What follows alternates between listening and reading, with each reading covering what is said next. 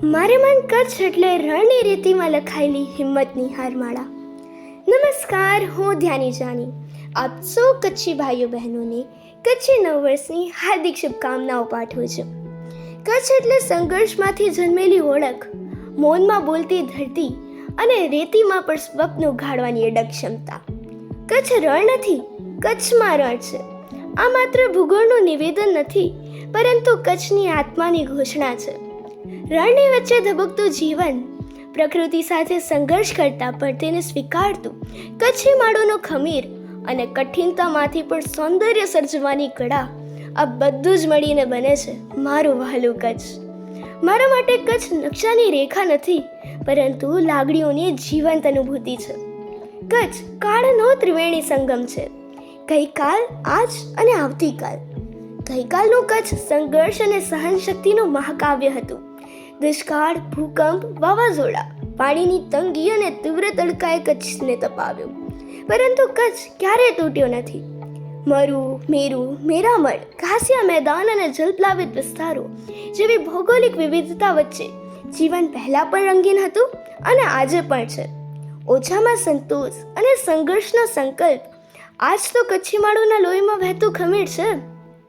2001નો ભૂકંપ કચ્છ માટે ધરતીની છાતી ફાડ્યાનો ક્ષણ હતો. ઘર, સ્વપ્ન અને વિશ્વાસ બધું જ લથડ્યું, પરંતુ એ જ ક્ષણે કચ્છે ફિનિક્સ પક્ષીની જેમ રાખમાંથી ફરી ઉઠવાની હિંમત દર્શાવી. તૂટી પડેલા ખંડરોમાંથી નવજીવન ઊભું થયું. આજ તો કચ્છી માળોનો સ્વભાવ છે ઝૂકવાનું નહીં, ઝઝુમવાનું, હાર માનવાની નહીં, ફરી ઊભા થવાનું. આજનો કચ્છ પરિવર્તન અને સ્વાભિમાનનો સૂર છે. કંડલા અને મુન્દ્રા જેવા બંદરો કચ્છને સમુદ્ર સાથે જ નહીં, પરંતુ સમગ્ર વિશ્વ સાથે જોડે છે. માર્ગો, ઉદ્યોગો અને શિક્ષણ નવી પેઢીના સપનાઓને પાંખો આપે છે.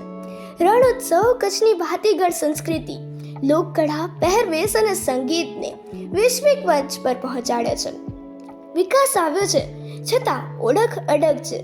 રોગાન, અજરખ, બાંધણી, ભરતકામ અને લોકજીવન આજે પણ એટલા જ જીવંત છે.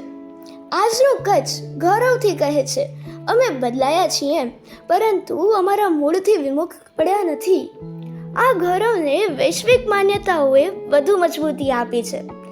લખપત ગુરુદ્વારાને મળેલું યુનેસ્કો સન્માન, ધોળાવીરાને વર્લ્ડ હેરિટેજ સાઇટ તરીકે મળેલી ઓળખ, આ બધું જ સાબિત કરે છે કે ઇતિહાસમાં જ નહીં, વિશ્વના નકશા પર પણ કચ્છ મહત્વ ધરાવે છે.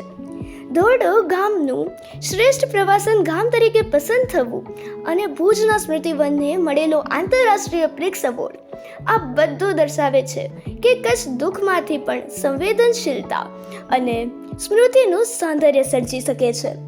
પરંતુ કચ્છનો વિકાસ માત્ર ઇમારતો અને માર્ગો સુધી જ સીમિત નથી. તે સંવેદનશીલ વિકાસનો સંદેશ આપે છે. છારીદંડ જેવી રામસર સાઇટ કચ્છને પર્યાવરણ પ્રત્યેની જવાબદારીનો જીવંત દાખલો છે. ખારી જમીન, જલપ્લાવિત વિસ્તારો અને વિરલ પક્ષી જીવન અહીં વિકાસ અને સંરક્ષણ વચ્ચે સંતુલન શીખવે છે. હજારો કિલોમીટર દૂરથી યાયાવર પક્ષીઓ જ્યારે છારીદંડ પહોંચે છે, ત્યારે કચ્છ માત્ર ભૂમિ ન રહેતા તે વૈશ્વિક આશ્રય બની જાય છે. વસુધૈવ કુટુંબકમની ઉક્તિ અહીંયા સાચું ગલી બને છે. આ ઉડાનો મને શીખવે છે કે વિકાસનો સાચો અર્થ માત્ર વિસ્તરણ નથી, પરંતુ સ્વીકાર અને સંતુલન છે. ઔદ્યોગિક કે ભૌતિકવાદી વિકાસની ગતિમાં પણ વિવેક જરૂરી છે, નહીં તો તે પર્યાવરણ વિનાશને નોતરી શકે છે. એક કચ્છી વિદ્યાર્થીની તરીકે મારી પણ કચ્છની ઉર્ધ્વ ગતિમાં મહત્વની જવાબદારી બને છે.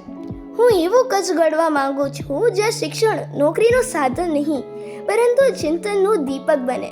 જ્યાં સંશોધન જમીન સાથે જોડાયેલું હોય અને ટેકનોલોજી માનવતાને સ્પર્શતી હોય. હું સપનું જોઉં છું કે કચ્છની વિકાસ યાત્રા વિશ્વને શીખવાડે, રણમાંથી પણ સંવેદનશીલ સંસ્કૃતિ ઊભી થઈ શકે છે અને પર્યાવરણના ખૂણે બેસીને પણ પ્રગતિ શક્ય છે.